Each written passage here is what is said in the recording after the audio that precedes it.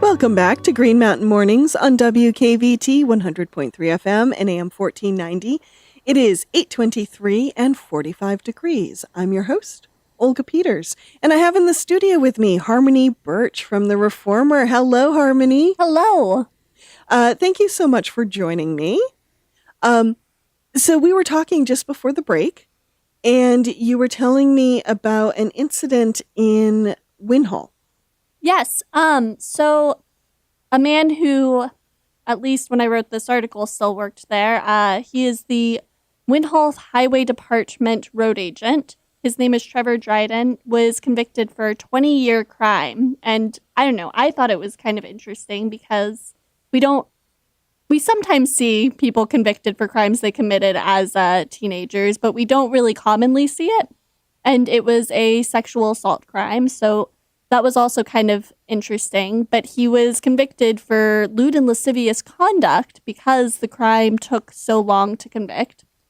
And if he hadn't been convicted for lewd and lascivious conduct, he would have been convicted for aggravated sexual assault. So, do you know roughly how old he was when this crime took place? Yes. So he was, I think, 16 to 18. And the victim of the crime was 11 to 14. So he was still a teenager, but obviously old enough to know what he was doing. And what for you was kind of the takeaway or the aha moment while you were covering this incident? I don't know. I just thought it was really interesting because sexual assault cases are always hard to try, as everyone knows. And I think for me, it was interesting because even though the victim had still had a significant impact to her life, having this, it seemed like she was satisfied with the outcome. And this article has been posted on the Reformer Facebook page, and I scroll through the comments. So a lot of people are really upset about it because he didn't get any jail time. He's on a 10-year probation.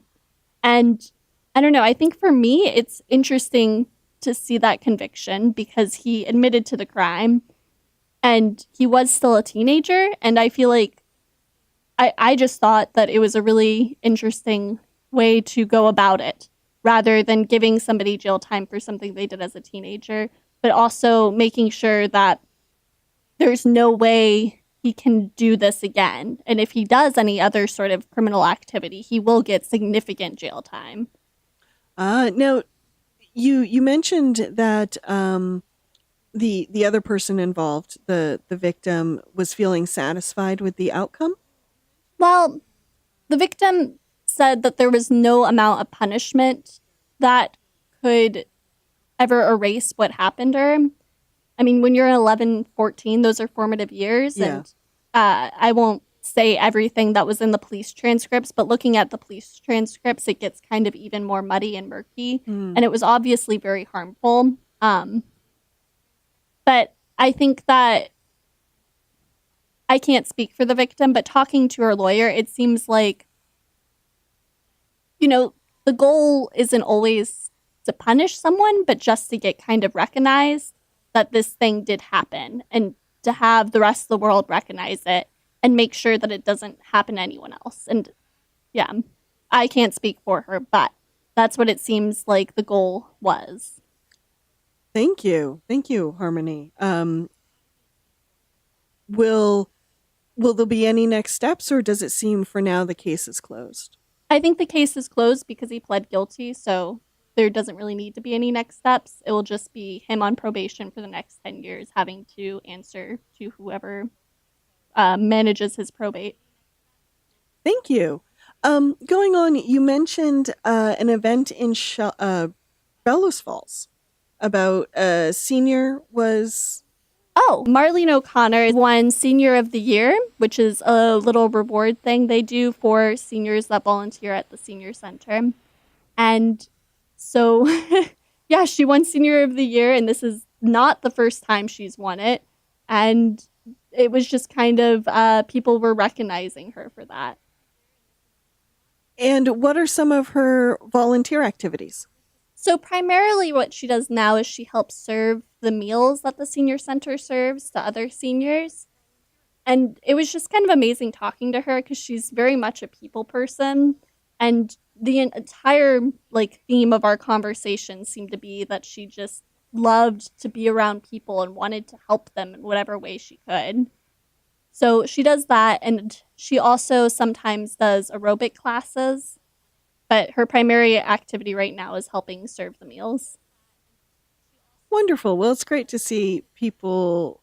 We have towns that really rely on volunteer efforts and organizations that rely on volunteer efforts. So it's great to see them honored. So thank you, Harmony. Harmony will be back with me after your AM news with Natalie Knowles and CBS News as well. So stay with us. We will be back soon, and we will be talking Bellow Falls Fire Department and the community Thanksgiving. Welcome back to Green Mountain Mornings on WKVT 100.3 FM and AM 1490. It is 8:38 and 45 degrees outside, almost 50. We're getting there to 50. And I have in the studio with me Harmony Birch from The Reformer. Welcome, Harmony. Hello. So bring us up to speed to some of the changes happening at the Bellows Falls Fire Station. Right. So Bellows Falls is a village within the Rockingham town, and they voted on July 20th to reduce their budget. They had a village meeting day and had passed another budget, but they voted to overturn that, and so they only approved a $1,700,000 budget. And this is a little bit difficult for the village trustees because with this budget, all that money has to go to support the fire department and the police department because that's all Bellows Falls residents actually pay for. And so the trustees then had to cut $2,000 and $200,000, 41, 290, numbers are hard, dollars from their budget. And they started off doing this by laying off all 4 full-time firefighters in the Bellows Falls Fire Department. So this has caused a lot of chaos. The firefighters aren't actually being laid off until December 10th because they have to have a 120-day notice. But in the meantime, people have been scrambling to figure out what happens after December 10th. What fire department, because the village has to have some sort of protection, what's going to happen and what's going to take over. So they started a fire implementation committee, and the fire implementation committee has met, I think, about 5 times before they finally kind of reached a consensus on what they were going to recommend the trustees do. And they decided to have an on-call fire department. And that would mean firemen who still get paid an hourly wage, but only when they work and they're called into work. They also recommended having at least one full-time fire staff in the firehouse, Monday through Friday, like a normal 40-hour work week. Like a fire chief might be the one paid staff? So the fire department implementation committee suggested that it could just be, they suggested a stipended chief along with a full-time fire department person. Mm-hmm. But in the Bellows Falls trustee meeting, it kind of, when that recommendation was proposed to the trustees, it did turn into one full-time fire chief. Okay. But there are some concerns that if there's only one full-time, there's concerns that the fire chief might not be able to do all of the administrative work and be the only one full-time, and have his fire chief responsibilities. Those are hefty concerns. Yeah. Has the committee looked at other towns to see what they have done? Yes, they have actually. But they haven't looked at towns with other full-time paid firemen. And that's a decision that has gotten a lot of criticism. They've looked at a lot of the neighboring towns. They looked at Rockingham, which has an all-volunteer department. I think they looked at Wilmington, too. I don't have the right article in front of me, or I didn't write about it in the article. But they've looked at quite a few towns, and they're mostly neighboring, and they're mostly volunteer. I was trying to think. I think Putney is one of those towns that has a paid chief, but then an all on-call staff. Putney may have come up in the fire committee meetings, but I don't remember any significant discussion of Putney. I don't think the fire chief came in to talk to them or anything. Well, the reason I brought up Putney is when I talk to a lot of fire chiefs in Windham County, many of them are struggling right now with getting volunteers. And some are even talking about, and I believe Chief Thomas Goddard did this with Putney, approaching their select board and saying, I think we need to bring on some paid staff. That is a concern that has also been brought up to the trustees, primarily by the current deputy fire chief, Steve Sennett. A lot of people are worried that there will not be enough volunteers. However, and I don't think there's any actual proof for this, at least not that I have found, but there is kind of a rumor in the village that the Bellow Falls Fire Department right now doesn't really like their volunteer staff or something. So a lot of people think that if the paid guys if the fire department structure is different, then more volunteers will come to Bellows Falls and not want to volunteer in places like Saxton's River, which is another village in Rockingham. Yeah, we forget how big Rockingham is and how many villages exist within it. Yeah, there's a lot.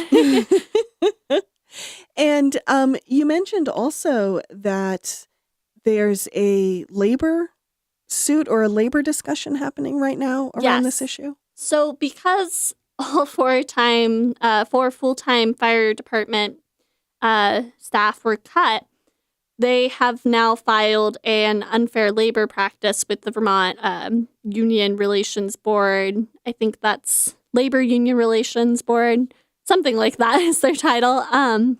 So they've fired an unfair labor practice, and what they want is for the layoffs to be rescinded. And they're claiming that the trustees colluded with village voters before this meeting for the cut to come up with this $1,700,000 number. And they're making some other claims that the trustees didn't work with the union to negotiate, didn't allow proper funds to negotiate. And the village has responded. They're saying that in the village charter, there's no statement about having a paid fire department. The fire department is completely discretionary to the trustees. They're also outlining the former labor agreements that seem to suggest, according to their response to the Labor Relations Board, that they did nothing wrong because they gave notice before the layoffs actually happened. The firefighters are saying collusion happened with voters. How are they defining that? What are they using for examples? They believe that people within the meetings, just citizens, have come up and been like, no, this isn't the case. This is what happened.